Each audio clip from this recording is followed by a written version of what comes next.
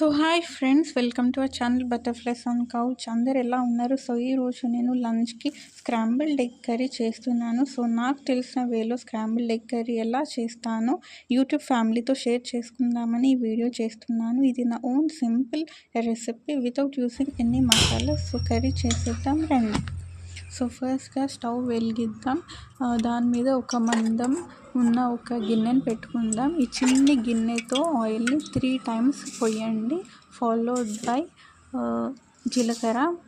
ఇది ఆయిల్లో హీట్ అయిన ఆయిల్లో వేసేద్దాం.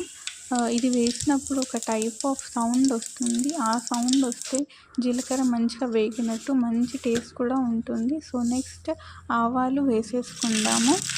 సో ఆవాలు వేసిన తర్వాత కరివేపాకు వేసుకుందాం. ఇది మంచి టేస్ట్ని ఎన్హాన్స్ చేస్తుంది, మంచి స్మెల్ని కూడా ఇస్తుంది.